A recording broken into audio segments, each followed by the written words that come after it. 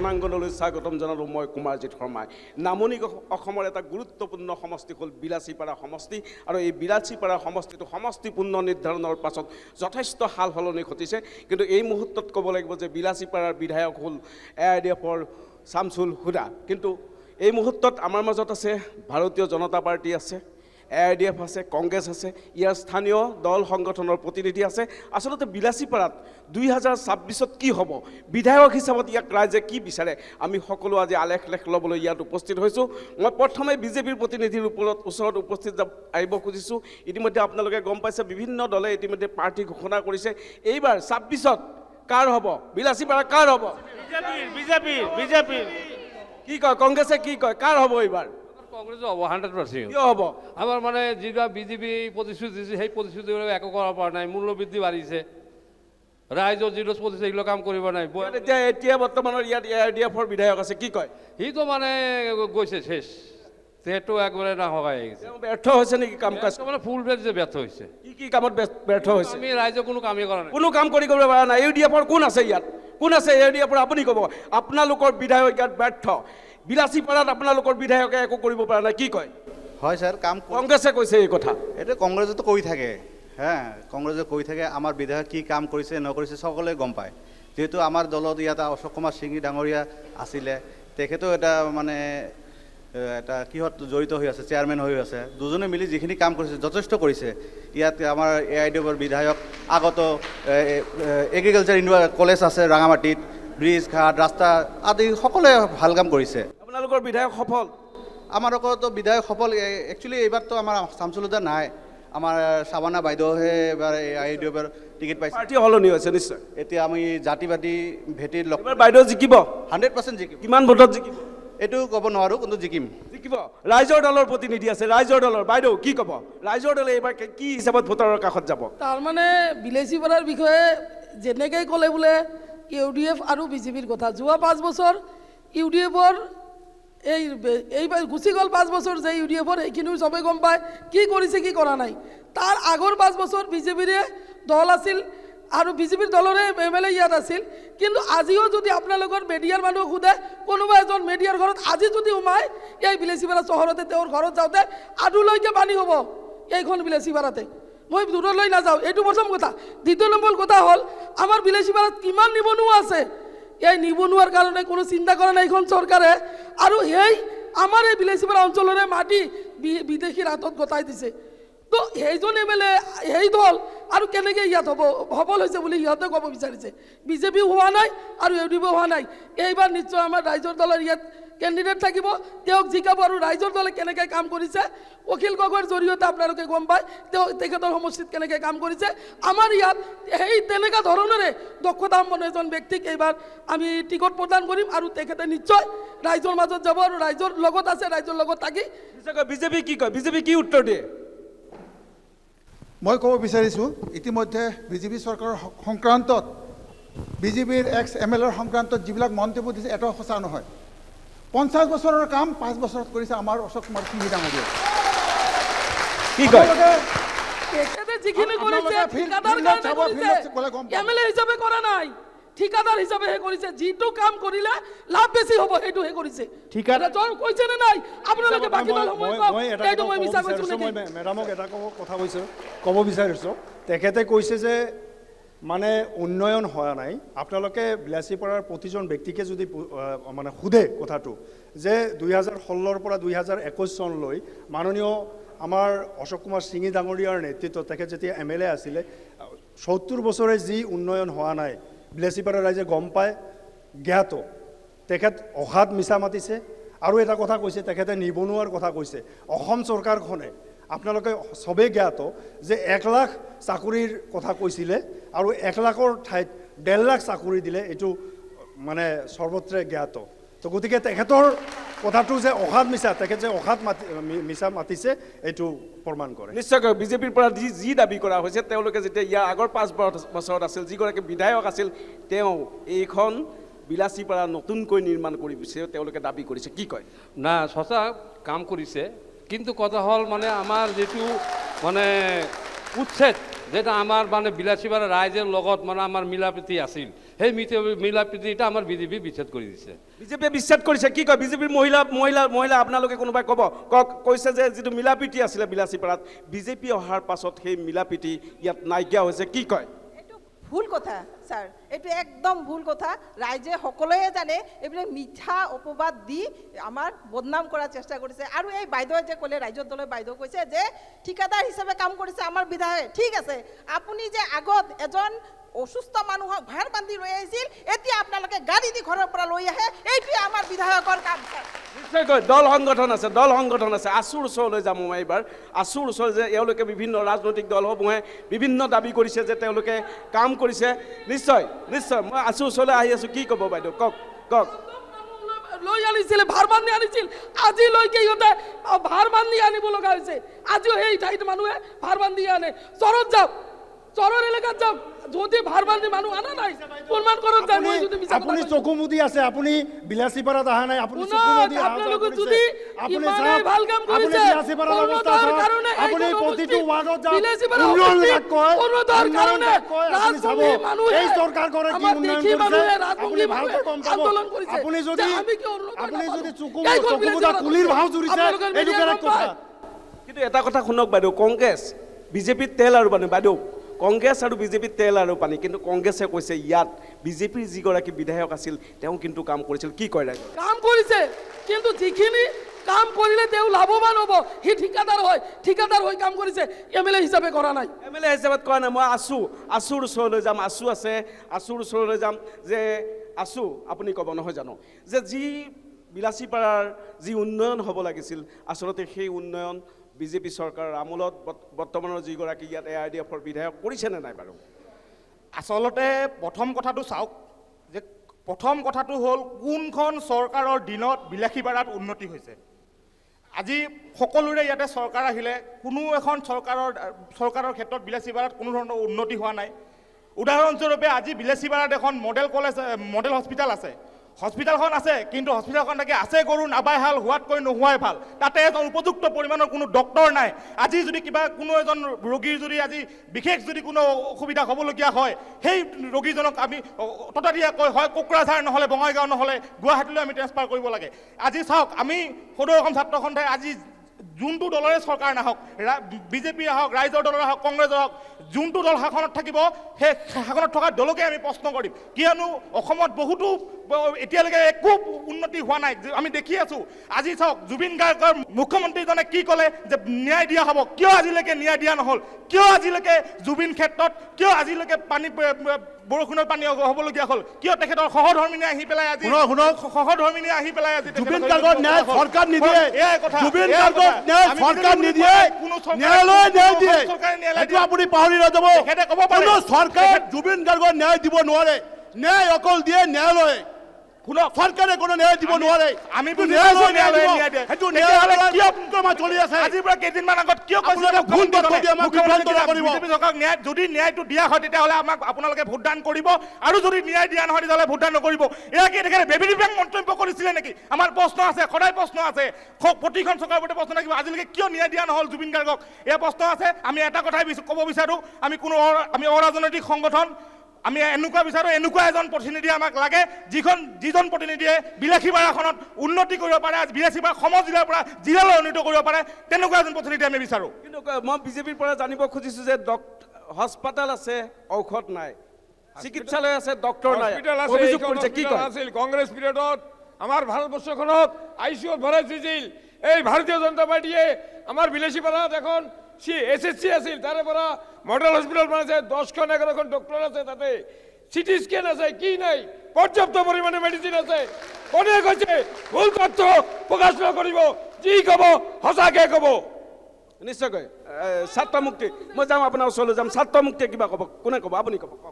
দাদা, কথাটো এনেকুৱা, বিলাসীপাৰা পিছপৰা আছিল, এতিয়াও পিছপৰা আছে।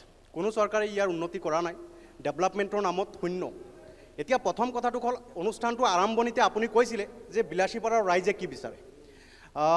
চাওক, বিলাসীপাৰা এনেকুৱা এখন সমষ্টি, পশ্চিম অসমৰ আটাইতকৈ একেবাৰে পশ্চিমত অৱস্থিত জিলাখন হৈছে ধুবুৰী জিলা, আৰু ধুবুৰী জিলাৰ একদম দুৱাৰমুখ হৈছে বিলাসীপাৰা সমষ্টি।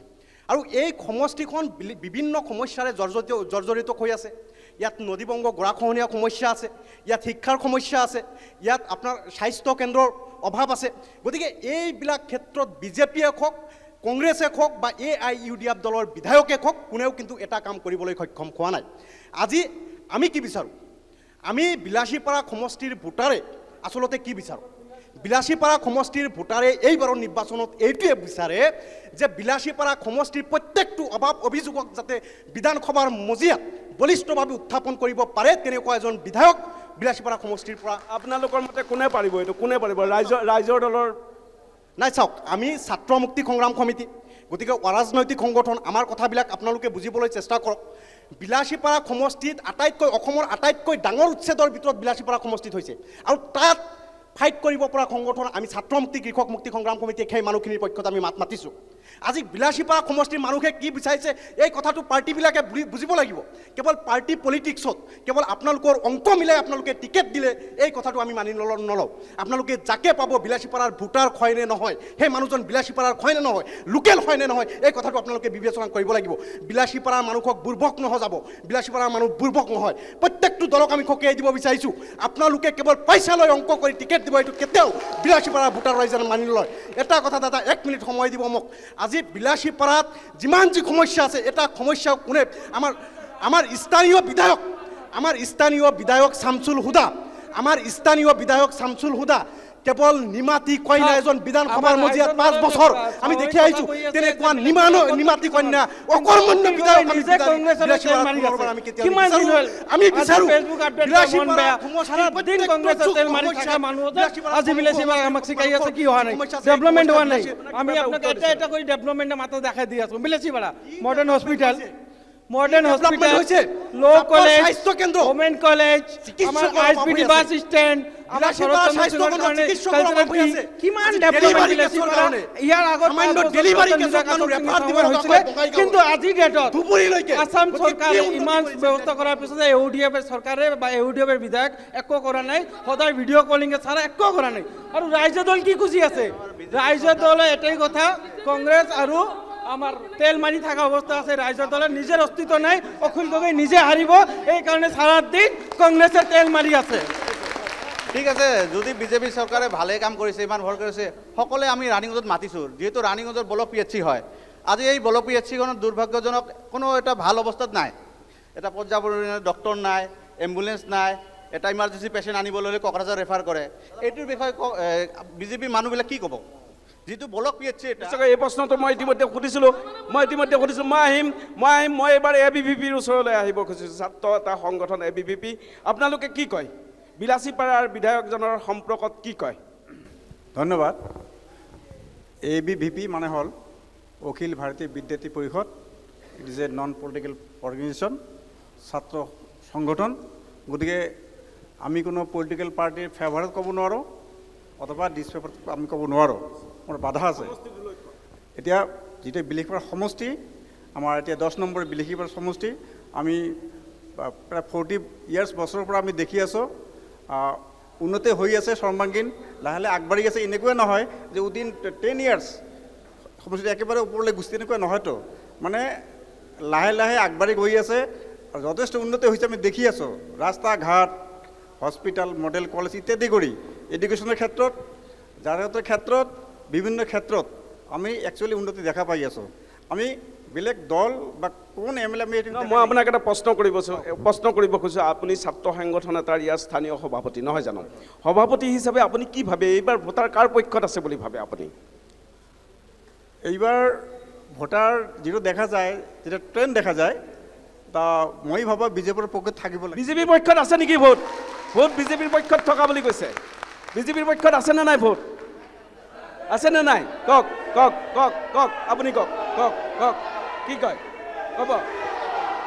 বিজেপি যদি ইমানে ভাল হয়, ইমান আঁচনি থকাৰ সত্ত্বেও আজিলৈকে বিজেপি দুৰ্বল। ইমান আঁচনি দিয়াৰ নামত আমাৰ দেশখন ধ্বংস হৈ গ'ল। আমাৰ মাটি বেটি ৰক্ষা কৰাৰ কাৰণে আমি AIUDF দল আমি লাগি আছোঁ, যাতে আমাৰ মাটি আমি ৰক্ষা কৰিব পাৰোঁ, যাতে বুনিয়াদীৰ হাতত কেতিয়াবা মাটি গুচি আমি এই মাটি এৰি নিদিওঁ। নিশ্চয় ইয়াত আৰু ছাত্ৰ সংগঠনৰ প্ৰতিনিধি আছে। মই আপোনালোকৰ ওচৰলৈ আহিম। আৰু ছাত্ৰ সংগঠনৰ প্ৰতিনিধি আছে। কোনে ক'ব? আপুনি ক'ব, উঠক, কওক। আচলতে প্ৰথম কথাটো হৈছে আমি সেইদিনাও কৈছোঁ যে আমি নামনি অসম সংখ্যালঘু সংগ্ৰাম পৰিষদে আচলতে সকলো জাতি জনগোষ্ঠীক লৈ পেলাই আমি সংগঠনটো কৰিছোঁ আৰু এই সংগঠনৰ লক্ষ্যটো হৈছে যে আচলতে উন্নয়ন কোনে কৰিব বিচাৰে আমি তাৰ লগত থাকিব লাগিব আৰু তাৰ পক্ষত থাকিব লাগিব। আচলতে আমি দেখিবলৈ পাইছোঁ ভাৰত স্বাধীনৰ পৰা ৭৫ বছৰ কংগ্ৰেছে ৰাজত্ব কৰিলে, কংগ্ৰেছে কিন্তু আজিৰ দিনলৈকে আমাৰ মানুহখিনিক আচলতে ব্যৱহাৰ কৰিলে কিন্তু উন্নয়ন কৰিব পৰা নাই। আচলতে কংগ্ৰেছে এই মাইনৰিটি মানুহখিনি যিখিনি আমি আচলতে মুছলমান বুলি কওঁ সেই মুছলমান মানুহখিনিক কিন্তু তেওঁলোকে ব্যৱহাৰ কৰিলে পৈতৃক সম্পত্তিৰ দৰে, যি সম্পত্তি কোনেও ল'ব নোৱাৰে তেনেকৈ ব্যৱহাৰ কৰিলে। কংগ্ৰেছ আছে কি কয় পৈতৃক সম্পত্তিৰ দৰে আপোনালোকে সংখ্যালঘু লোকে ব্যৱহাৰ কৰিলে? স্বাধীন কোনে কৰিলে? আমাৰ স্বাধীন কৰি তেওঁ কৰা প্ৰশ্নটোৰ উত্তৰ যেতিয়া আমাৰ ভাৰতবৰ্ষ স্বাধীন হৈছিল তেতিয়া আমাৰ মানে ভাৰতবৰ্ষ এটা সুই মানে ফেক্টৰী নাছিল। এতিয়া কিমান কি হৈছে আপুনি ইয়াতে মানে দিল্লী যাবলৈ 2 ঘণ্টা পাই আছে। তেওঁৰ প্ৰশ্নটো হ'ল যে আপোনালোকে মাইনৰিটি মানুহখিনিক যিখিনি ধৰ্মীয় সংখ্যালঘু তেওঁলোকক ব্যৱহাৰ কৰি আহিছে ৭০ বছৰে, কি কয়? আমি তেখেতক ব্যৱহাৰ কৰা নাই, তেখেত হ'ল সুবিধাবাদী মানুহ। যেতিয়া মানে যাৰ গোটেই বছৰ আমাৰ ভোট লৈছে, সুবিধা পাইছে, সুবিধা লৈ পেলাই আজি কংগ্ৰেছে বদনাম কৰিছে, কি পোৱা নাই? গ্ৰহণ কৰা নহ'ব। কংগ্ৰেছে ৭৫ বছৰ ভোট লৈ আজি মুছলমান মানুহক সুবিধাবাদী কোৱাটো কংগ্ৰেছৰ বাবে আমাৰ বাবে দুৰ্ভাগ্যজনক। কংগ্ৰেছে এই ক্ষেত্ৰত ক্ষমা খুজিব লাগিব। আমি জানো বিজেপি আমি ভোট নিদিওঁ কাৰণে সাম্প্ৰদায়িক কিছু মন্তব্য কৰে, তাৰ কাৰণে আমি বিজেপিক বিৰোধিতা কৰি থাকোঁ, কিন্তু আজি কংগ্ৰেছে যেনেধৰণে আমাক মন্তব্য কৰিছে যে আমাৰ মানুহ সুবিধাবাদী, এই সুবিধা কিয় লৈছিল ইমান দৰে তাৰ কাৰণে আজি ক্ষমা খুজিব লাগিব। যেতিয়া মানে আমাৰ এই টিলাপাৰা যাতে আমাৰ এই সোণামুখী যে উচ্ছেদ হ'ল কোনে আহিছিল? আমাৰ কংগ্ৰেছৰ মানুহে উপকাৰ কৰিছিল। তেতিয়া কিয় আমাৰ অৱস্থা হৈছিল? কোন মানুহ কৰিছে? দেখো ইমান মানে আমি কোনে দেখেছে? কংগ্ৰেছে কৰিছে। আজি কি হৈছে? আজি আপোনাৰ ভাৰতবৰ্ষ যেতিয়া আমাৰ মানে অসমৰ ঋণ আছিল হলো 10 কোটি টকা, এতিয়া কিমান হৈছে? 156 হৈছে। এটা মানুহ আজি জন্ম হলে 50,000 ঋণৰ বোজা ল'ব লাগে হৈছে। আজি কি হৈছে? আজি বিজেপি যদি আহি কৈছে কি আমি 2 লাখ টকা চাকৰি দিম, 15 লাখ টকা দিম, ভাৰতীয় জনতা সেইবিলাক যি চৰকাৰখন অলৱেজ সদায় সমভাৱে যিকোনো আঁচনি যিকোনো স্কিমে আমাৰ সমভাৱে বিতৰণ কৰিছে, মাইনৰিটিৰ কাৰণে সমভাৱে কাম কৰি গৈছে এই বিজেপি চৰকাৰখনে। বসুন্ধৰা কেমনজনক দিছে? কোনজন মাইনৰিটি বসুন্ধৰা দিছে? আপনি স্পষ্ট কৰক। বসুন্ধরা 1, 2, 3 কাক দিছে? কোনজন মাইনরিটি অঞ্চলত বসুন্ধরা দিছে কওক? আপনি কৈছে সম বিকাশ, কত সম বিকাশ হৈছে কওক? বসুন্ধরা কিয় বসুন্ধরা কাক দিছে? হোৱা নাই।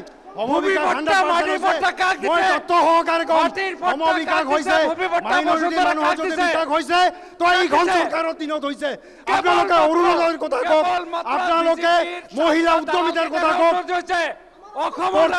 এই সমষ্টিত 11টা কোম্পানিৰ মালিক শোষণ কৰেছে, কোম্পানিৰ মালিক। আপোনালোকে বিকাশৰ কথা কৈছে, কওক না। মই কৈছো বসুন্ধৰা কাক দিছে? কিয় নহল? সম বিকাশৰ কথা কৈছে, এইটো সম বিকাশ হয় নেকি? আমি ধুবুৰী পূব জিলা আক্ৰাসুৰ তৰফৰ পৰা আপোনালোকক স্বাগতম জনাইছোঁ।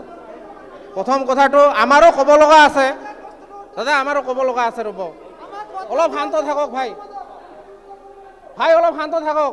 আমাৰ ক'ব লগাখিনি হ'ল কি, আমি যিহেতু আক্ৰাসু কৰোঁ, কোচ ৰাজবংশী ছাত্ৰ সন্থা আমি সংগঠন কৰোঁ। আমাৰ কথাটো হ'ল বিজেপিয়ে আজি উত্তৰ দিব লাগে। ইমান দিনে আমাৰ এই চৰকাৰখনে ৰাজত্ব কৰাৰ পিছত আমাৰ জনগোষ্ঠীটোক যি প্ৰতাৰণা কৰিল, এই প্ৰতাৰণাৰ দায়ী কোন হ'ব এতিয়া কওক? এনচাৰ দিয়ক আজি বিজেপিয়ে। বা আমি খিলঞ্জীয়া কোচ ৰাজবংশী ভূমিপুত্ৰই বাৰম্বাৰ দাবী কৰি আহিছোঁ, ৰাজপথত আন্দোলন কৰি কৰি কিমান আমাৰ ল'ৰা ঘূণীয়া হৈ গ'ল, কিমান মাতৃ আমাৰ সন্তান হেৰুৱাব লগা হ'ল, কিন্তু এইখন চৰকাৰ আমাৰ কথা আজিলৈকে নুশুনিলে। ত্ৰিপাক্ষিক বৈঠকৰো আলোচনাটো ইতিমধ্যে তেওঁলোকে ব্যৱস্থা কৰি নিদিলে।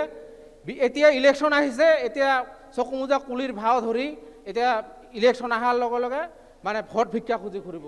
এতিয়া ইয়াত কথাটো হ'ল কি, আমি 14টা সমষ্টিত আমাৰ কেন্দ্ৰীয় সমিতিয়ে খিলঞ্জীয়া ভূমিপুত্ৰৰ পৰা কোচ ৰাজবংশী জনগোষ্ঠীৰ পৰা আমি বিধায়কৰ বা প্ৰাৰ্থী বিচাৰিছোঁ। আপোনালোকে এটা প্ৰশ্ন আছে, অকল বিজেপিক জনাইছে নে অন্যান্য ৰাজনৈতিক দলক মানিছে নে? তেওঁলোকে মানিছে নে আপোনালোকৰ দাবী? ৰাজনৈতিক জনাইছে, ইতিমধ্যে কোনেও মানা নাই। আমি কৈছোঁ যে কোচ ৰাজবংশী জনগোষ্ঠীটো বাৰে বাৰে প্ৰতাৰণাৰ বলি হৈ আহিছে। এইটো আমাৰ এটা ডাঙৰ ক্ষোভ। আজিলৈকে জনজাতিকৰণৰ কথাটো কিয় উত্থাপন নহ'ল? ঐতিহাসিক কমতাপুৰখন কিয় ৰিটাৰ্ণ নহ'ল? আজি KAC দিছে ঠিকে, KACত আমাৰ একো নাই, এইটো একো নাই, এটা এটা ললিপপ। মুখ্যমন্ত্ৰী মহোদয়ক এইখন মঞ্চৰ পৰা আমি ধুবুৰী পূব জিলা আক্ৰান্ত হৈ গৰিহণা জনাইছোঁ। নিশ্চয় ব্যৱস্থা কৰক। আপোনাক ধন্যবাদ। এইবিলাক নাটক নচলিব। এই মুহূৰ্তত মই আপোনালোকৰ পৰা জানিব খুজিছোঁ। হয়, প্ৰথমতে মই ক'ব খুজিছোঁ যে আমাৰ বৰ্তমান যিজন বিধায়ক আছে বিলাচীপাৰা বিধানসভা সমষ্টিৰ, সেই বিধায়কজনৰ বিষয়ে প্ৰথমে ক'ব লাগিব যে বৰ্তমানৰ বিধায়কজনৰ নাম হ'ল শামছুল হুদা, আৰু তেখেতে বিলাচীপাৰা বিধানসভা সমষ্টিটোক ICUত ভৰাই থৈছে। তেখেত এজন অকৰ্মণ্য বিধায়ক। গতিকে আমি বিলাচীপাৰা জিলা গড়িয়া মৰিয়া দেশী জাতীয় পৰিষদে আমি বিচাৰোঁ এনেকুৱা এজন বিধায়ক বিচাৰোঁ যিজনে নেকি বিলাচীপাৰাত থকা বিশেষকৈ দেশী জনগোষ্ঠীৰ বিভিন্ন সমস্যাৰ বিষয়ে বিধানসভাৰ মজিয়াত উত্থাপন কৰিব লাগিব। বিলাচীপাৰাত থকা বিভিন্ন জাতি জনগোষ্ঠীৰ সমস্যাৰ বিষয়ে বিধানসভাৰ মজিয়াত উত্থাপন কৰিব লাগিব। যিজন ব্যক্তিক আমি ইয়াৰ পৰা নিৰ্বাচিত কৰি পঠিয়াম তেওঁৰ জাতি জনগোষ্ঠীৰ বিষয়ে জ্ঞান থাকিব লাগিব। গতিকে অকৰ্মণ্য কোনো ধৰণৰ ব্যক্তিক আমি বিলাচীপাৰা বিধানসভা সমষ্টিৰ পৰা আমি আৰু নিৰ্বাচিত নকৰোঁ। আৰু এইখিনিতে ক'ব খুজিছোঁ যে চৰকাৰে সকলো সময়তে খিলঞ্জীয়াৰ ঢাক ঢোল বজাই থাকে, সকলো সময়তে কৈ থাকে যে এইখন খিলঞ্জীয়াৰ চৰকাৰ। কিন্তু আমাৰ আজি আজাৰাত আমাৰ গড়িয়া জনগোষ্ঠীৰ খিলঞ্জীয়া ভূমিপুত্ৰ গড়িয়া জনগোষ্ঠীৰ লোকসকলক হ'ব পাৰে ট্ৰাইবেল বেল্টৰ মাটি, কিন্তু যি অমানৱীয় উচ্ছেদ চলাইছে এই মানুহখিনিক যি সুযোগ দিয়া নাই, ইয়াতে প্ৰমাণ হ'ল যে চৰকাৰে খিলঞ্জীয়াৰ অকল ঢাক ঢোলহে বজাই থাকে, চৰকাৰে খিলঞ্জীয়াৰ পক্ষত কোনো কাম কৰা নাই আজিলৈকে। নিশ্চয় আপুনি কিবা কওক, উত্তৰ দিব। এই স্বাধীনতাৰ পৰা আমি দেখি আছোঁ আমাৰ ভাৰতীয় জনতা পাৰ্টি যিখন চৰকাৰ মিত্ৰজোঁটৰ চৰকাৰ চলি আছে, মাননীয় মুখ্যমন্ত্ৰী ডক্টৰ হিমন্ত বিশ্ব শৰ্মাদেৱে প্ৰতিটো জাতি জনগোষ্ঠীৰ যিখিনি খিলঞ্জীয়াৰ কাম কৰিছে নজিৰবিহীন। আগতে আমি কোনো চৰকাৰক দেখা নাই। আমাৰ যি কোচ ৰাজবংশী জনগোষ্ঠীৰ কথা তেখেতসকলেও কৈছে। ইতিমধ্যে আমাৰ মন্ত্ৰীগোটৰ যি প্ৰতিবেদন তেখেতে দাখিল কৰিছে, আৰু হয়তো আমাৰ যিখিনি আমাৰ অহা চৰকাৰৰ দিনত তেখেতে আমাৰ এই সমস্যাটো সমাধান কৰিব আৰু প্ৰতিটো জাতি জনগোষ্ঠীৰ সমস্যা সমাধান কৰিব। আৰু আমাৰ এই বিলাচীপাৰাতো এইবাৰ আমাৰ হিন্দু মুছলমান প্ৰতিটো জাতি জনগোষ্ঠীয়ে উন্নয়নৰ স্বাৰ্থত ভাৰতীয় জনতা পাৰ্টি এইবাৰ বিপুল ভোটত জয়যান কৰি এইবাৰ দিছপুৰ লৈ পঠাই দিব 100% গেৰাণ্টি। এইটো আমি ইয়াৰ পৰা 100% গেৰাণ্টি দিছোঁ, কাৰণ উন্নয়নৰ স্বাৰ্থত। আমি আস্থা হেৰুৱাই পেলাইছোঁ, আমি কোচ ৰাজবংশীয়ে আস্থা হেৰুৱাই পেলাইছোঁ। বিজেপি চৰকাৰ কিমান দিন হয়, আমি কোনটো দলক আমি ছাপোৰ্ট কৰিম, কাক গৌবেক দিম, কাক ৱেলকাম জনাম, এই প্ৰশ্নটো আমাৰ মাজতে উদয় হৈ থাকে। চাওক, আজি কংগ্ৰেছে শাসন কৰিল, কোচ ৰাজবংশী জনগোষ্ঠীক প্ৰতাৰণা কৰি থৈ গ'ল। এতিয়া বিজেপি শাসন কৰিল, বিজেপিও প্ৰতাৰণাৰ বুলি কয়। আমি কাৰ পক্ষত থিয় হ'ম? আমিও নিজাববীয়া চিন্তা কৰিব লগা হৈছে। আমি এইকাৰণে বিচাৰিছোঁ এই বিধানসভা নিৰ্বাচনৰ পিছে আমাৰ KACতো নিৰ্বাচন পাতিব লাগে। এইখিনি আমাৰ আহ্বান থাকিল। নিশ্চয় আছুৰ পৰা আকৌ ক'ব খুজিছে, কওক। হয়, যিহেতু বিলাচীপাৰা সমষ্টিখনৰ কথা চলি আছে, ইয়াত উপস্থিত ৰাজনৈতিক গোটেই দল সংগঠনবিলাক আছে। মই আপোনালোকৰ পৰা প্ৰশ্ন কৰিব বিচাৰিছোঁ যে চাপৰত কি ধৰণৰ উন্নতি কৰিছে আপোনালোকৰ দলে? কোনোবাই ক'ব নেকি? চাপৰৰ স্বাস্থ্য ব্যৱস্থাৰ কথা কোনোবাই জানে নেকি? যে চাপৰত যিখন স্বাস্থ্য কেন্দ্ৰ আছে তাতে ডক্টৰৰ সংখ্যা কিমান আছে, তাতে লেব টেষ্টৰ সংখ্যা কিমান আছে, তাতে লেব টেষ্টত আপোনাৰ কি কি পৰীক্ষা হয়? এটা ৰোগী এটা সামান্য পৰিমাণৰ যদি এটা এক্সিডেণ্ট হয় সেই ব্যক্তিজনক কিয় বঙাইগাঁৱলৈ ৰেফাৰ কৰা হয়? মানস শৰৎচন্দ্ৰ সিংহ সেইখন আমাৰ স্থান, তাৰে আমাৰ শৰৎচন্দ্ৰ সিংহৰ স্মৃতিস্বৰূপ আমাৰ IBখন কি হৈ আছে? নিস্তব্ধ হৈ আছে। আজিলৈকে সেই IBখন নাই। যিকোনো ধৰণৰ সন্মানীয় ব্যক্তি হওক, ওপৰৰ পৰা অহা যিকোনো ধৰণৰ MLA MP হওক, আমাৰ চাপৰত এই IBত ৰখিছিল তাতে, কিন্তু সেই IBখন আজিৰ দিনত নিষ্ক্ৰিয় হৈ আছে। কিছুদিন আগৰ কথা, আমাৰ সন্মানীয় মুখ্যমন্ত্ৰী মাননীয় হিমন্ত বিশ্ব শৰ্মা ডাঙৰীয়া ধুবুৰী অভিমুখে আহিছিল, তেতিয়া সোমাইছিল তাতে বিজেপিৰ কৰ্মীবিলাকো আছিল তাতে উপস্থিত। হিমন্ত বিশ্ব শৰ্মা ডাঙৰীয়া নিজাববীয়াকৈ কৈ গৈছিল যে আজি এইখন IBৰ যি পৰিস্থিতি এয়া দেখিবলৈ অসন্মানীয় হয়। কৰ্মীসকলক কৈ গৈছিল, এই আদেশটো দি দিছিল যে আগন্তুক কিছু সময়ৰ ভিতৰত IBখন ঠিক কৰি দিয়াৰ কথা কৈছিল। আপোনালোকে হয়তো গমেই পায় এই কথা হৈছিল, কিন্তু আজিলৈকে এই IBখনৰ একো কৰা নহ'ল। দ্বিতীয়তে মই আৰু প্ৰশ্ন কৰিব বিচাৰিছোঁ যে আমাৰ চাপৰত যিখন কলেজ আছে, আমি দশকে ধৰি আমি মেমৰেণ্ডাম দি আছোঁ, প্ৰত্যেকখন বিধায়কক আমি মেমৰেণ্ডাম দিছোঁ যে আমাৰ সেই কলেজখনত ছায়েন্স ষ্ট্ৰীম এড কৰিব লাগে। আজিলৈকে কিয় এড কৰা নহ'ল? আমাৰ চাপৰত এইখন শাসকীয় দলৰ PWDৰ অন্তৰ্গত যি চলি আছে, নেশ্যনেল হাইৱেৰ লগত যিমান বিজুলী খাম্বাবিলাক আছে, গাঁৱে ভূঞে যিবিলাক দিছে, তাৰে ভিতৰত বহুত দিছে, বহুত কৰিছে, কিন্তু জ্বলন্ত স্বৰূপ এটাও নাই। কিছুদিন জ্বলিছে যদি এতিয়া নাই। সমস্যাৰ সমাধান ক'ত হৈছে? নলা নৰ্দমা চাপৰত বনাইছে, ৰাস্তাৰ লগত ঘাইপথৰ লগত নলা নৰ্দমা আছে, দেখিবলৈ পাই আছো আমি, আছে, স্পষ্ট আছে, কিন্তু নলা নৰ্দমা চলিত নাই কিয়? আমাৰ চাপৰত দুখন স্কুল, চাপৰ হায়াৰ ছেকেণ্ডেৰী স্কুল আৰু তাৰ লগতে চাপৰ গাৰ্লছ স্কুল, যেতিয়াই এই দুখন স্কুলৰ ৰাতিপুৱা হয় হাজাৰ ষ্টুডেণ্টবিলাক স্কুললৈ আহে আৰু যেতিয়া ছুটি হয় হাজাৰ ষ্টুডেণ্ট ওলায়। কিছু ক্ষেত্ৰত আমাৰ অসুবিধা আছে, কিছু ক্ষেত্ৰত অসুবিধা আছে, কাৰণ আমাৰ ইয়াত বিধায়ক নাই। দুদিন পূৰ্বে কেইদিনমান পূৰ্বে চাপট গ্ৰামত আমাৰ 30 বেডেড হস্পিটেল ইতিমধ্যে ফাউণ্ডেশ্যন হৈ গৈছে, আধাৰশিলা হিচাপে হৈছে। কিছু ক্ষেত্ৰত অকণমান অসুবিধা কিহৰ কাৰণে হয়? বিধায়ক নথকাৰ কাৰণে হয়। বিধায়ক নথকাৰ কাৰণে কিছু কাম কৰাত অসুবিধা হয়।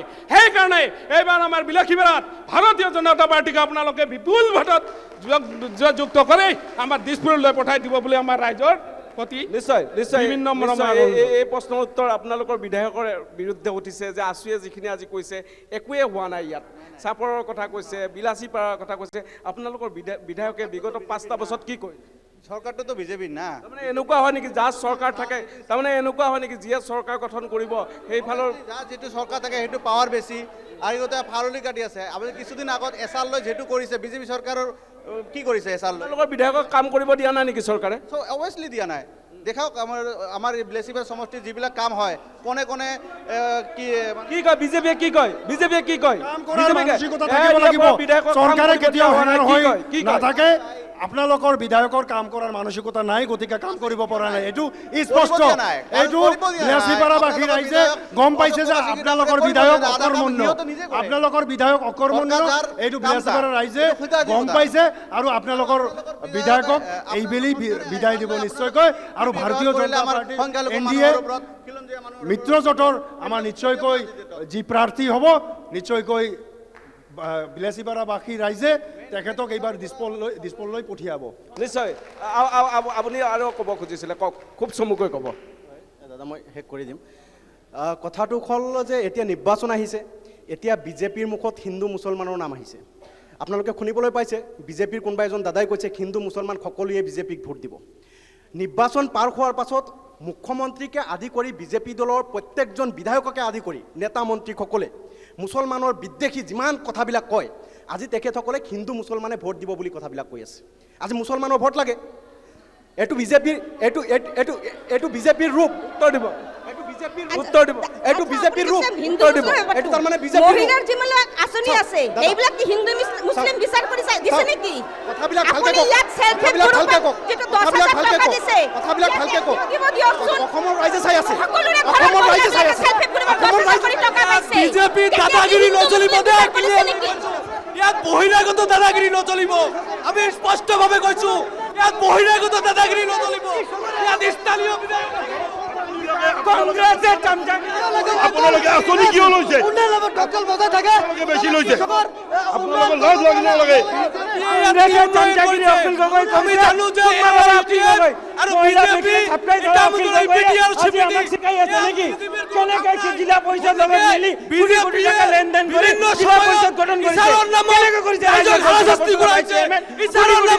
ভাৰতীয় নাগৰিকৰ নাম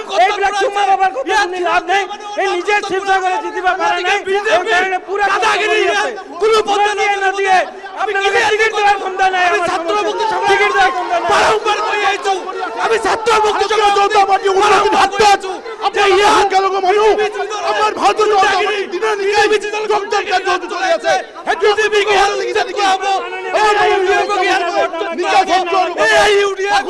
বিজেপি দাদাগিরি নচলিব। আমি ক্লিয়ারলি কৈছো, এইবাৰ 2026 চনৰ বিধানসভা নিৰ্বাচনত বিজেপি আৰু AIUDF আমি এটা চকীত দুটা কান্দি ব্ৰহ্মপুত্ৰ নদীত তুলিয়াই দিম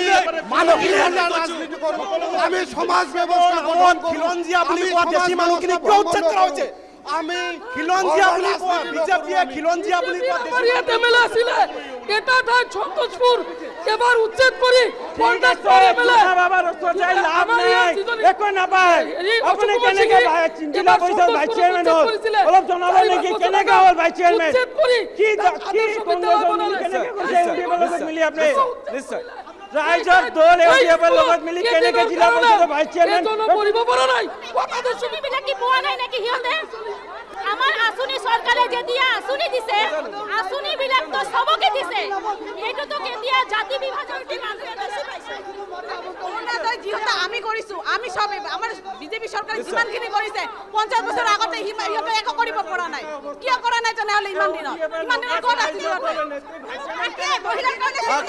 ঠিক আছে আপোনালোকৰ বিজেপিক মই প্ৰশ্ন কৰিব খুজিছো ইয়াত স্থানীয় মানুহ নাই নেকি ইয়াত বহিৰাগত মানুহ আপোনালোকে কিয় বিচাৰিছে ইয়াত বিজেপি স্থানীয় শক্তি বঢ়াই আছে বিজেপিত জইন কৰিছে নিশ্চয়কৈ আঁচনি দিয়া নাই আঁচনি আমি সমভাৱে আঁচনি বিতৰণ কৰা হৈছে ভাৰতীয় জনতা পাৰ্টিৰ পৰা বা আছু কিবা ক'ব খুজিছে সমুকৈ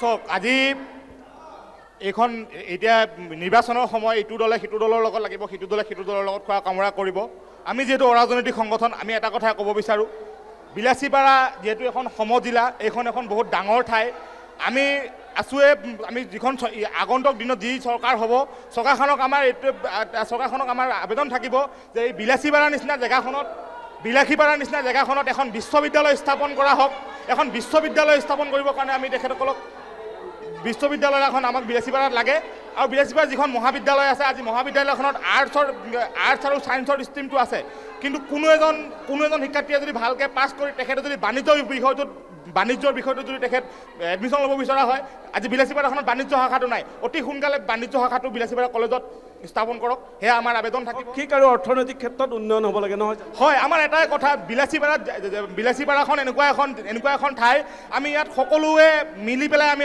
সহবাস কৰিব বিচাৰোঁ আমাৰ এটাই কথা শৈক্ষিক ক্ষেত্ৰখন প্ৰথম কথা আমি সদৌ অসম ছাত্ৰ সন্থাৰ পৰা তথা বিলাসীপাৰা অঞ্চলৰ পৰা এটা কথাই দাবী জনাইছোঁ প্ৰথমতে শৈক্ষিক ক্ষেত্ৰখন উন্নত কৰিব লাগে বিলাসীপাৰাত এখন বিশ্ববিদ্যালয় স্থাপন কৰিবৰ বাবে আগন্তুক দিনত আমি আছুৰ দাবী গৰিয়ামৰীয়া দেশী জাতীয় পৰিষদ আছে কি কয় তেওঁলোকে হয় আমি যিহেতু জনগোষ্ঠীয় সংগঠন অৰাজনৈতিক সংগঠন আমি কংগ্ৰেছ AGP বিজেপি এইবিলাক বুজি নাপাওঁ ৰাজনৈতিক দলৰ লগত আমাৰ কোনো সম্পৰ্ক নাই কিন্তু ইয়াত মোৰ এটা কুৱেশ্যন আছে ইয়াত যে কিছুদিন আগতে CMAA 2.0 যিটো আঁচনিত মানুহে টকা পালে সেই আঁচনিত বিলাসীপাৰা বিধানসভা সমষ্টিত কেইজন দেশী মানুহে সেই আঁচনিত টকা পালে এই প্ৰশ্নটো মই আমাৰ ইয়াতে দেশী জনগোষ্ঠীৰ বিজেপিৰ মাইনৰিটি ডিষ্ট্ৰিক্ট প্ৰেচিডেণ্ট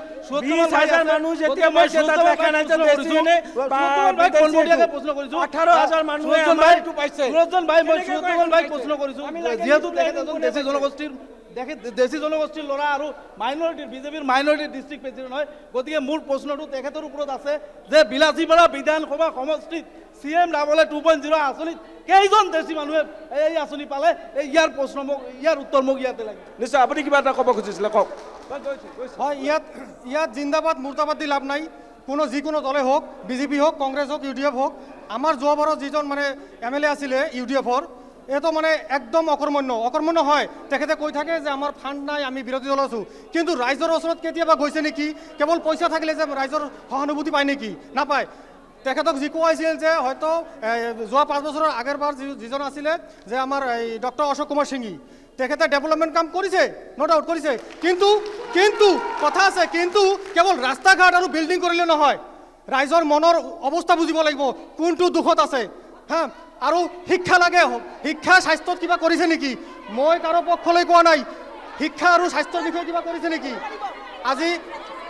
ঠিকে আছে হস্পিটাল, মই কলেজ, সেইটো কাৰণে মই কৈছো প্ৰতিটো যে ইউডিএফৰ এমএলএ যিজন কৈ থাকে আৰম্ভ কৰি যে ইত্যাদি আমাৰ কৰি চৰকাৰ নহয় আমি যিখন বিৰোধী আছো কৰিছে, কিন্তু সেইটো আমাৰ নহয় law কলেজ কৰিছে, হয় চৰকাৰ নহয় কিন্তু এইবিলাক ৰাইজৰ কৰাৰ যাব পিছত লাগে যদি চকুৰে দেখিব কিন্তু নোৱাৰে, আমাৰ সিহঁতে ডক্টৰ চশমা অশোক কুমাৰ লগাই সিং ভালকে দেখা পাব, আমাৰ বিল্ডিং আৰু উন্নতি ৰাস্তা কি বনালে হৈছে, নহয় আমাৰ আজি আমাৰ ইয়াতে বিলাসীপাৰা কি উন্নতি সমষ্টিত কৰিছে, হস্পিটেল এইটো ইহঁতে কেইখন চশমা ল'ব আছে লাগিব। হস্পিটেল কেইখন আছে সিহঁতৰ- কিন্তু হস্পিটেলত ডাক্তৰ পোৱা যায় সময়মতে ডাক্তৰ নাই আৰু আমাৰ হস্পিটেলত কেৱল মূৰৰ বিষ আৰু জ্বৰ ইয়াৰ বাহিৰে একো চিকিৎসা নহয় ইয়াৰ বাহিৰে একো চিকিৎসা নহয় ইয়াত যথেষ্ট স্বাস্থ্যৰ যথেষ্ট সমস্যা আছে। মই যাম আপোনালোক, কিন্তু মই বামপন্থী দলৰ কিছু লোক আছে আপোনালোকৰ ওচৰলৈ আহিম, তেওঁলোকৰ ওচৰলৈ মই আপোনালোকৰ ওচৰলৈ CPM-ৰ মানুহ আছে, CPI-ৰ মানুহ আছে, তেওঁৰ বামপন্থী, আপোনালোকে কি কয়? আমি বাওঁপন্থী দলবোৰে পূৰ্বৰে পৰাই আমি চেষ্টা কৰি আহিছোঁ যে সমগ্ৰ অসমত যিবিলাক ধৰ্মনিৰপেক্ষ আৰু গণতান্ত্ৰিক দল আমি একত্ৰিত কৰি অহা বিধানসভা নিৰ্বাচনত আমাৰ কংগ্ৰেছৰ নেতৃত্বত যিখন আমাৰ একটা উমৈহতীয়া ধৰ্মনিৰপেক্ষ আৰু গণতান্ত্ৰিক দলবিলাকক লৈ যিটো জোট হৈছে সেই জোটৰ প্ৰাৰ্থীক আমি জয়যুক্ত কৰিম আৰু এইখন সাম্প্ৰদায়িক আৰু ফেচিবাদী বিজেপিক যদি আমি পৰাজিত কৰিব নোৱাৰোঁ তেনেহ'লে আমি অকল ডেভেলপ কৰি থাকিলে নহ'ব, শান্তিও লাগিব আমাৰ সমষ্টিত। ইতিমধ্যে আমাৰ সমষ্টিত যেনেকৈ কাম কাজ হ'ব লাগিছিল তেনেদৰে কাম কাজ হোৱা নাই। বামপন্থী দলৰ স্পষ্ট অভিযোগ, যেনেদৰে সমষ্টিটোত কাম কৰিব লগা আছিলে তেনেদৰে কাম হোৱা নাই। মই একাংশ মহিলা ভোটাৰৰ ওচৰত যাম, মহিলা ভোটাৰ যথেষ্ট সংখ্যক আছে। বাইদেউ অকণমান আপোনালোকৰ ওচৰলৈ মই যাম, মই আহিম দাদা, আপোনালোকৰ ওচৰলৈ আহিম। মই এওঁলোকক এটা কথা সুধিব খুজিছোঁ, মহিলাসকলক বিশেষকৈ বিজেপিয়ে মহিলাসকলক যথেষ্ট প্ৰাধান্য দিয়া বুলি কৈছে, যথেষ্ট আঁচনি, অৰুণোদয়, উদ্যমিতা আঁচনিকে ধৰি এই আঁচনিসমূহ এই সমষ্টিত মহিলাসকলে পাইছেনে নাই বাৰু? হয়, নমস্কাৰ। আজি সমগ্ৰ অসমতে সকলো মহিলাই মানে এটা কথাই ক'ব লাগিব যে মহিলা উদ্যমিতা আঁচনিৰ পৰা আৰম্ভ কৰি আমাৰ মহিলাসকলক যিমান সুবিধা দিছে, আজি হিমন্ত বিশ্ব শৰ্মাক বহুত ধন্যবাদ দিব লাগিব। আজি যিবিলাক চাকৰি দিছে, 1 টকা নলোৱা কৰি যিবিলাক চাকৰি দিছে, তাৰোপৰি আমাৰ প্ৰত্যেকজনী মহিলাকে যিবিলাক 10,000কে টাকা দিছে, তাতেতো কোনো হিন্দু মুছলিম তাতে বিচাৰ কৰা হোৱা নাছিল। আজি 10,000 টকা যেতিয়া দিছে কোনো হিন্দু মুছলিমৰ বিচাৰ নাছিল। আজি মুছলিম মানুহে সমানে মই কৈছোঁ ইয়াতে যিবিলাক আছে বিজেপিৰ কৰ্মকৰ্তাসকল যিসকল আছে গোটেইকেইটা হ'ল অৰুণোদয় আৰু উদ্যমিতা আঁচনি মহিলা আৰু বেনিফিচিয়াৰীসকল ইয়াতে হৈছে। তেওঁলোকক মই প্ৰশ্ন কৰিছোঁ, অৰুণোদয় লৈছে, উদ্যমিতা লৈছে, দোকানত যেতিয়া যায় বস্তুৰ দাম কিমান, মূল্য বৃদ্ধি কিমান হৈছে এইটো কওক আপোনালোকে। মূল্য বৃদ্ধি কিমান হৈছে? যেতিয়া দৰৱ কিনিবলৈ যায় ফাৰ্মাচীত যেতিয়া যায় তেতিয়া দৰৱৰ দাম কিমান বৃদ্ধি পাইছে, মিঠাতেলৰ দাম কিমান হৈছে, দালিৰ দাম কিমান হৈছে। 70 বছৰত গেছৰ ৰন্ধন গেছৰ দাম আছিল 400 টকা আৰু 10 বছৰত সেই ৰন্ধন গেছ 1100 টকা কেনেকৈ হ'ল? তেওঁলোকে আজি জবাব দিব লাগে। ইয়াত আমাৰ বাংলাদেশ বেছি দিন নালাগিব। আমাৰ বিলাসীপাৰা ৰাইজ আৰু বিলাসীপাৰা মহিলাসকলৰ এটাই অনুৰোধ, আমি যদি ইয়াত বিজেপি চৰকাৰ আনিব নোৱাৰোঁ তেতিয়া আমাৰ নিচিনা দুৰ্ভাগ্য আৰু ইয়াত নাথাকিব। আমাৰ মহিলাসকলৰ তৰফৰ পৰা মই এটাই অনুৰোধ কৰোঁ, আমাৰ যদি বিলাসীপাৰা বিজেপি চৰকাৰ নাহে, ইয়াত বাংলাদেশ হ'বই। এদিন প্ৰত্যেকজন হিন্দু মানুহক মাৰি কাটি আমাক মুছলিম বনোৱাৰ চেষ্টা কৰিব। ইয়াত হিন্দু মুছলিমৰ কথা নাহে, ইয়াত কথা আহিছে আমাৰ বিজেপি চৰকাৰ। আমাৰ বিজেপি চৰকাৰ লাগিবই। যদি বিজেপি চৰকাৰ নাহে ধুবুৰী যাবলৈ হ'লে 200 টকা লাগে, যেই পইচাৰ কাৰণে ধুবুৰী যাব নোৱাৰা হৈছে। ইমান গোবৰ কৰিছে সমাজৰ কাৰণে, বিলাসৰ বহুত ক্ষতি কৰিছে। এইটো ভাল উপহাৰটো উপহাৰ কৰিছে বিলাসৰ ৰাইজৰ কাৰণে। সমজিলা কৰি কি কৰিছে? সমজিলা কৰি এছডিএ চিভিলৰ পৰা পাৱাৰ চিজ কৰি ধুবুৰীলৈ লৈ গৈছে। আপোনালোকে স্পষ্ট কৰি দিয়ক যে সমজিলাৰ দ্বাৰা আমাৰ কি উন্নতি হৈছে। আগতে চিভিল এছডিও আছিল, কি উন্নতি হৈছে? ইলেকশ্যন অফিচ নাই, ইলেকশ্যন অফিচ কিয় গুচি গ'ল? ইলেকশ্যন অফিচ কিয় গুচি গ'ল? ইলেকশ্যন অফিচ কিয় গুচি গ'ল? বিজেপিৰ এটা এজেণ্ডা আছে, EPF চুৰ কৰা, ভোট চুৰ কৰা। ইয়াৰ বাহিৰে বিজেপি চুকিব নোৱাৰে। EPM আৰু ভোট চুৰ কৰা, ভোট চুৰৰ বাহিৰে আজি বিদেশী ভোট ফিৰাই দিছে। আপোনালোকে 16 মেত বাংলাদেশী তালি টপলা লৈ যাব লাগিব। আপোনালোকৰ গৃহমন্ত্ৰী কৈছিল কেইজন বাংলাদেশী খেদিছে, কেইজন বাংলাদেশী খেদিছে স্পষ্ট কৰক।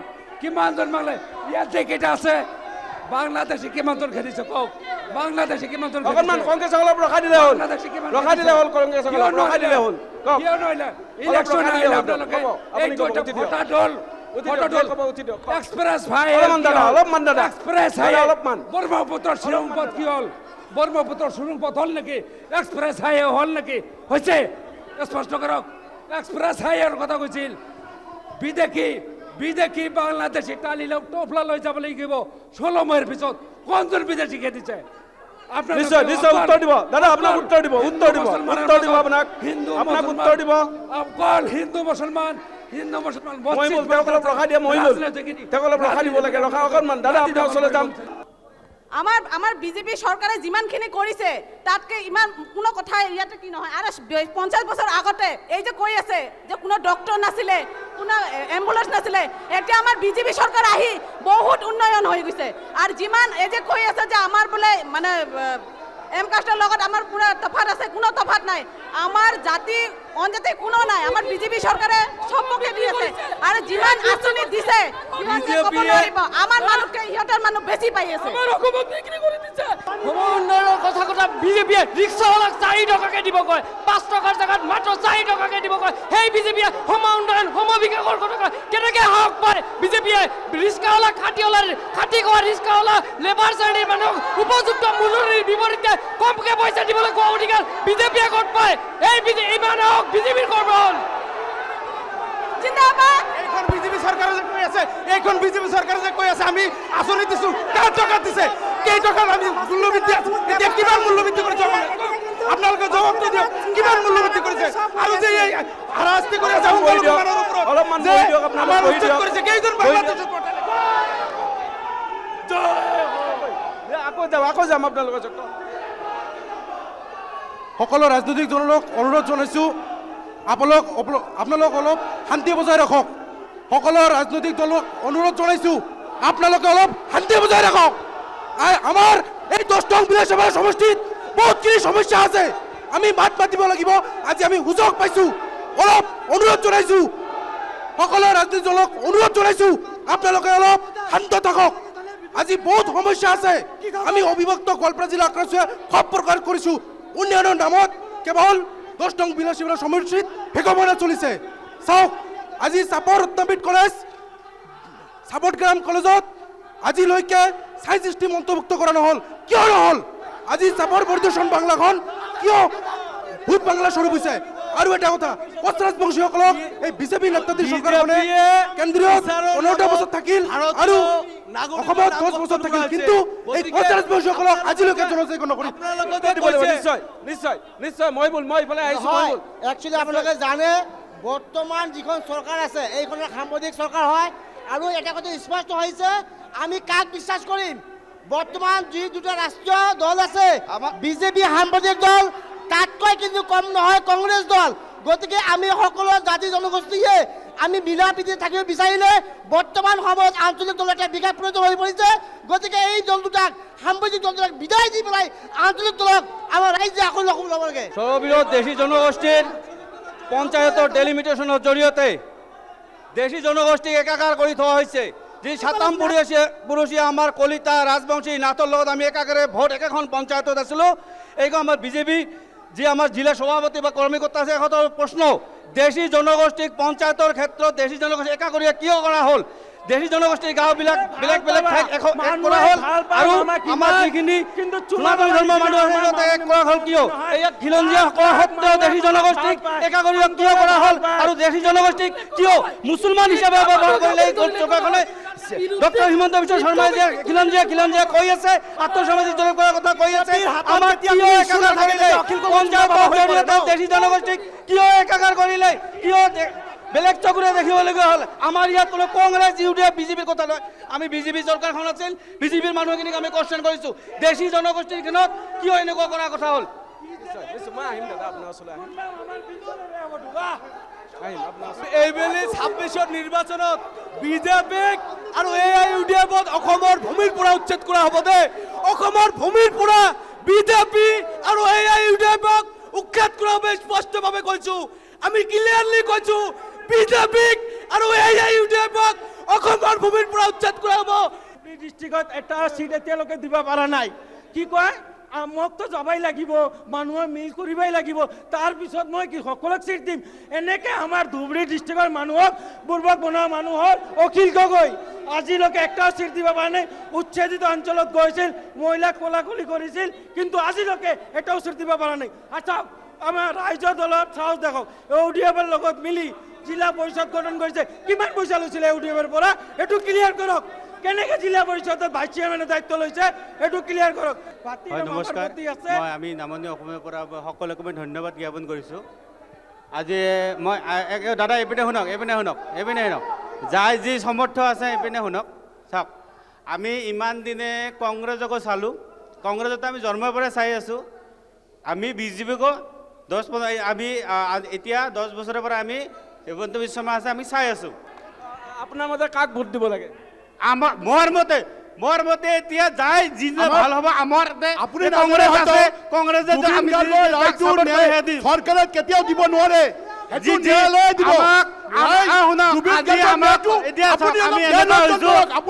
আমাক ফেলাই দিছে এতিয়া যেনেকা বিজেপি আছে ৰাজনীতি কৰে জুবিন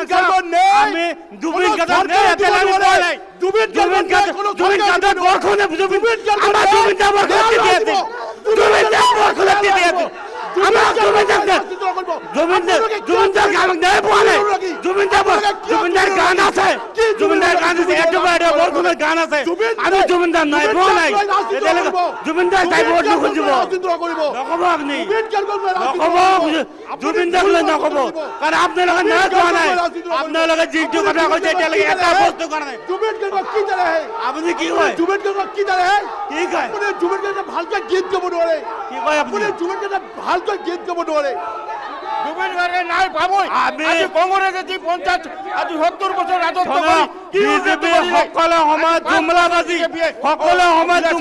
কথা আছে তৈয়াৰ কৰি আজি যিখিনি এতিয়ালৈকে আমাক একো দিব পৰা নাই যিটো জুবিন গাৰ্গৰ কথা কৈছে আমি তেওঁৰ ৰায় দিয়াৰ কথা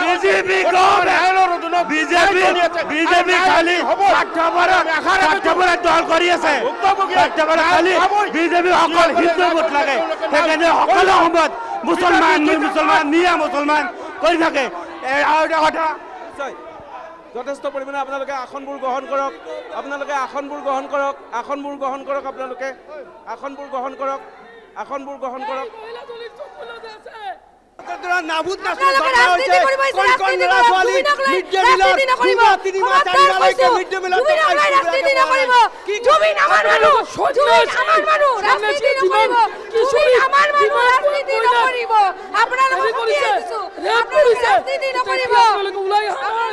কিমান অন্যায় হৈছে আমাৰ সৰু সৰু বাচ্চাক কিমান কিশোৰীক কিমান আপুনি পইচাৰ কাৰণে বিক্ৰী হোৱা মানুহ ৰাজনীতি নকৰিব অকণমান আপোনালোকে বহি দিয়ক কওক দাদা সদৌ শেষত আমাৰ এটা আহ্বান আছে মুখ্যমন্ত্ৰী মহোদয়ৰ ওচৰত কথাটো হ'ল কি ইয়াত যিখিনি আমি দল সংগঠন আছোঁ ইয়াততো কোনো বংগীয় মূলৰ মুছলমান নাই ইয়াত মিয়া মুছলমান বাংলাদেশী মূলৰ মুছলমান আছে নেকি নাই নহয় আমাৰ এই সমষ্টিত বা আমাৰ অসমত যিমানখিনি আমি কোচ ৰাজমুখী আমি যেনেকুৱা জনজাতিকৰণ বিচাৰি আছোঁ এইখন চৰকাৰে অতি শীঘ্ৰে প্ৰতিটো জাতি জনগোষ্ঠীৰ এটা ৰক্ষা কৱচৰ ব্যৱস্থা কৰক তেতিয়াই সকলো সমস্যা দূৰ হ'ব নিশ্চয়কৈ বাইদেউ অকণমান আগুৱাই আহক বাইদেউ কওক মুখ্যমন্ত্ৰীৰ ওচৰত একটাই অনুৰোধ আমাৰ খিলঞ্জীয়া বুলি ক'লে আমাৰ কোচ ৰাজবংশী আৰু যিকেইটা সংগঠন কি জাতি আছে চবকে মানে আমাক জনজাতিকৰণ দিলে আমি চবে অসম যিখন মানে মুখ্যমন্ত্ৰীয়ে কৈ আছে যে সুৰক্ষা হ'ব মোৰ মতে এই চবকে জনজাতিকৰণ দিলে নিশ্চয় আমাৰ ৰাজ্যখন সুৰক্ষা বুলি আজি ইয়াতে যে বিজেপিৰ কৰ্মীসকলে জিন্দাবাদ কৈ আছে কিহৰ কাৰণে কোচ ৰাজবংশীসকলক প্ৰতাৰণা কৰাৰ কাৰণে জিন্দাবাদ নেকি আজিলৈকে জনজাতিকৰণ কিয় নহ'ল আপোনালোকে উত্তৰ দিয়ক নিশ্চয় এইটো নিশ্চয় কওক আচলতে আমি ইমানটা বছৰ চাই আহিছোঁ বৰ্তমান ভাৰতৰ ৰাষ্ট্ৰপতি দল আছে বিজেপি কংগ্ৰেছ এই দল দুটা কোনো মানুহৰ কাৰণে ভাল কাম আজি পৰ্যন্ত কৰা নাই, কেৱল মাত্ৰ নিজৰ ব্যক্তিগত স্বাৰ্থৰ কাৰণে কাম কৰি আছে। গতিকে বিজেপি আৰু কংগ্ৰেছক চিৰদিনভাৱে বিদায় দিব লাগে। অসমৰ স্বাৰ্থত আঞ্চলিক দল এটাক আকোৱালি ল'বলৈ মই সমস্ত ৰাইজক আহ্বান জনাইছোঁ। যিহেতু কেৱল মাত্ৰ এই বৰ্তমান বিজেপি চৰকাৰখনে হিন্দু মুছলমান ৰাজনীতি কৰি আছে, সমতলভাৱে ইমান ১৪ বছৰাই কংগ্ৰেছ দলে যি শাসন কৰি আছিলে, এই কংগ্ৰেছ দলে কেৱল মাত্ৰ নিজৰ গাদী ৰক্ষাৰ স্বাৰ্থত মুছলমান জাতিটোক ব্যৱহাৰ কৰি আহিছে। গতিকে দুয়োটা দলক অসমীয়া ৰাইজে বৰখাস্ত কৰিব লাগে। নিশ্চয়। প্ৰথমতে মই নমস্কাৰ জনাইছোঁ। মই নাথযোগী ছাত্ৰ সন্থাৰ পৰা আহিছোঁ আৰু মই নাথযোগী জনগোষ্ঠীৰ পৰা বিলং কৰোঁ। গতিকে মই মোৰ জনগোষ্ঠীৰ কথা ক'ম। 10 নং বিলাসীপাৰা সমষ্টিত নাথযোগীসকলৰ 20,000ৰ সমান ভোটাৰ আছে, কিন্তু এই সমষ্টিত নাথযোগীসকল 2021 চনত যেতিয়া প্ৰাক্তন বিধায়ক আছিল, তেতিয়া নাথযোগী ছাত্ৰ সন্থাই বিলাসীপাৰাত বাইক ৰেলী কৰিছিল। প্ৰাক্তন বিধায়কে কিন্তু নাথযোগী ছাত্ৰ সন্থাৰ নামত উত্তৰ দিয়ক, কিয় আপোনালোকৰ চৰকাৰখনে আজিলৈকে দাখিল কৰিছিল, কিন্তু বিজেপিয়ে যেতিয়া কৰিছিল আমি কিন্তু বিজেপি কিন্তু বিজেপি আমাৰ কাম কৰা নাই। আমি সমস্যালৈ নাথযোগী ছাত্ৰ সন্থাৰ পৰা আৰম্ভ কৰি নাথযোগী যিমান সংগঠন আছে গোটেই দীৰ্ঘদিনে দাবী উপগ্ৰহ পইচা দাবী পূৰ্ণাংগ সংৰক্ষিত সংৰক্ষণৰ দাবী নাথযোগী জনগোষ্ঠীৰ বিভিন্ন সংগঠনসমূহে জনাই আহিছে। আছিল নাথ জনগোষ্ঠীৰ দাবী। মই কংগ্ৰেছৰ ওচৰলৈ বহু সময় যোৱা নাই, কংগ্ৰেছৰ ওচৰলৈ মই কংগ্ৰেছৰ ওচৰলৈ আহিছোঁ, যাম আপোনালোকৰ ওচৰলৈ যাম। আপুনি কিবা এটা কৈ আছিলে, কওক। প্ৰথম কথাটো হৈছে আপোনালোকে সকলোৱে সদনৰ সকলোৱে আছিলে, এই NB নিউজে সাক্ষী কৰি কংগ্ৰেছৰ এজন বিষয়াই আমি যেতিয়া বিজেপিক অকল সাম্প্ৰদায়িক বুলি কৈ থাকোঁ, সেই সময়তে কিন্তু আমি বিজেপি ভুৱা বেগ দিয়া সময়তেও কিন্তু কংগ্ৰেছে আমাক এটা কথা কৈছে, এইটো আপোনালোকে সকলোৱে জানে। কংগ্ৰেছে কৈছে যে আমি যেতিয়া অভিযোগ উত্থাপন কৰিছোঁ 75 বছৰ আমাৰ কংগ্ৰেছে ভোট লৈছে মুছলমান সমাজৰ, এতিয়ালৈকে আমাৰ ভালকৈ আমাৰ কিবা কাম কৰা নাই। তেতিয়া কিন্তু কংগ্ৰেছৰ এজন ব্যক্তিয়ে কৈছে মুছলমান সমাজ, মুছলমান মানুহ, সুবিধাবাদী মানুহ, এইটো উদ্দল নকৰিলে আমি ইয়াত আজি প্ৰতিবাদ কৰিম, এইটো আমাৰ উত্তৰ লাগিব। মুছলমান সমাজে এইটো বিচাৰিছে। মুছলমান সমাজে কেতিয়াও বেইমানি নহয়, মুছলমান সমাজে কেতিয়াও সুবিধাবাদী নহয়, এইটো কথা উত্তল কৰিব লাগিব। লাগিব নে নাই? Congress go back, Congress go back, Congress go back. যেতিয়া মানে কৈছে যে কংগ্ৰেছে সুবিধাবাদী 70 বছৰ আমাকে দিয়া নাই, আমি যেতিয়া কৈছোঁ যে আপোনালোক যেতিয়া আমাৰ কংগ্ৰেছ তৰুণ গগৈ যেতিয়া আছিল, তেতিয়া আপোনালোকে ভোট যায় AGP-ক, UDF যায়, আপোনালোকে কেনেকৈ ডেভেলপ হ'ব? আমাৰ চৰকাৰ যেতিয়া আছে তেতিয়া ভোট যাব বেলেগত, তেতিয়া আমাৰ কেনেকৈ ডেভেলপ হ'ব? এতিয়া যে আমাৰ যে চিৰাকোটা যে আমাৰ উচ্ছেদ অভিযান হ'ল, তাতে কোনে ঠিক হৈছিল? আমাৰ ৰফিউল হাছান চাবেও উচ্ছেদত কাউণ্টাৰ দিছে, কোনে দিছে? আমাৰ কংগ্ৰেছে ৰক্ষা কাৰণে দিছে। তেওঁলোকে কংগ্ৰেছে 70 বছৰ একো কৰা নাই। 70 বছৰ আগতে ভাৰতবৰ্ষত কি আছিল? এটা সুইৰ ফেক্টৰী না আছিল। এতিয়া আপোনালোকক 10 মিনিট আধা 1 ঘণ্টা আপুনি দিল্লী যাব পাৰে, 2 ঘণ্টাৰ পৰা বম্বে যাব পাৰে। এতিয়া আপুনি 10 মিনিট 2014 চনৰ আগত 2014 চনৰ আগত গৰীয়া মৰীয়া আৰু দেশী এই তিনিটা জনগোষ্ঠীৰ মানুহৰ কংগ্ৰেছ দলৰ প্ৰতি আস্থা আছিল, কিন্তু তেতিয়া বিজেপি চৰকাৰ অসমত নাছিল। কিন্তু 2013 চনৰ ফালে 14 চনৰ ফালে যেতিয়া তৰুণ গগৈ ডাঙৰীয়াই গৰীয়া উন্নয়ন পৰিষদ আৰু দেশী উন্নয়ন পৰিষদ এই দুখন পৰিষদ ঘোষণা কৰাৰ প্ৰয়াস চলাইছিল, সেই সময়ত কিন্তু ধুবুৰী জিলাৰ বৰ্তমানৰ MP ৰকিবুল হুছেইনে বিৰোধ কৰিছিল। কিন্তু সেই একেদৰেই আমাৰ অসমৰ মাননীয় মুখ্যমন্ত্ৰী হিমন্ত বিশ্ব শৰ্মা ডাঙৰীয়াৰ চৰকাৰখনৰ প্ৰতিও আমাৰ গৰীয়া মৰীয়া দেশী এই তিনিটা জনগোষ্ঠীৰ মানুহৰ কিছু পৰিমাণে হ'লেও আস্থা আছিল।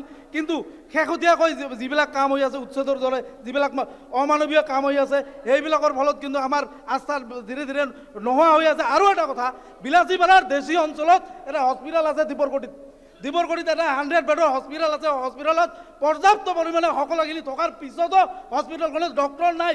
কিয়? একমাত্ৰ দেশী এলেকাত আছে বুলি, দেশী অঞ্চলত আছে বুলি এই অৱহেলা কৰা হৈছিল নেকি?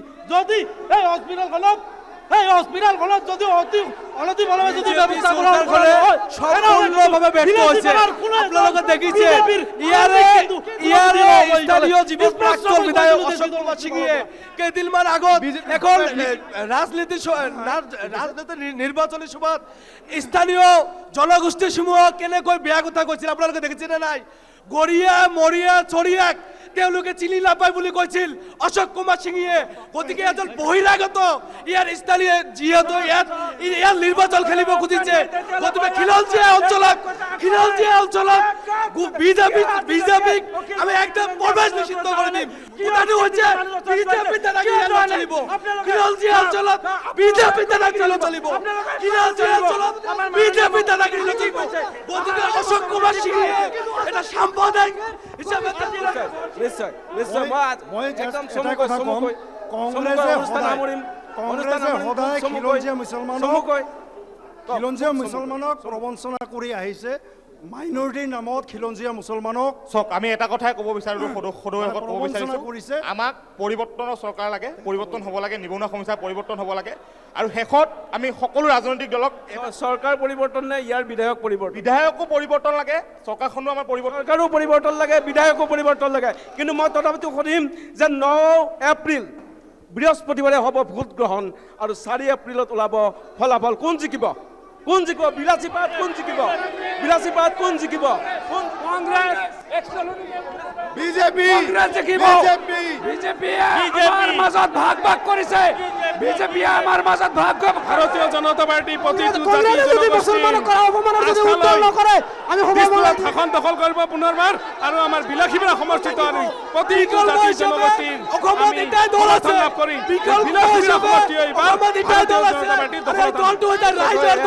গতিকে ৰাইজৰ দলে এইবাৰ অসমত ৰাইজৰ দলে এইবাৰ জয় হ'ব। গতিকে ৰাইজৰ দল অবিহনে অসমত বিৰোধী পশ্চিম অসমৰ বিলাসীপাৰা সমষ্টিৰ এয়া আছিল নিৰ্বাচনী বৰদৈচিলা, আৰু সকলোৱে দাবী কৰিছে, প্ৰতিটো ৰাজনৈতিক দলে দাবী কৰিছে যে এইবাৰ বিলাসীপাৰা তেওঁলোকৰ দখলত যাব। আৰু মই কুমাৰজিৎ শৰ্মাই বিদায় লৈছোঁ। চাই থাকিব অসম লাইভ 24। বিজেপি জিন্দাবাদ, বিজেপি জিন্দাবাদ,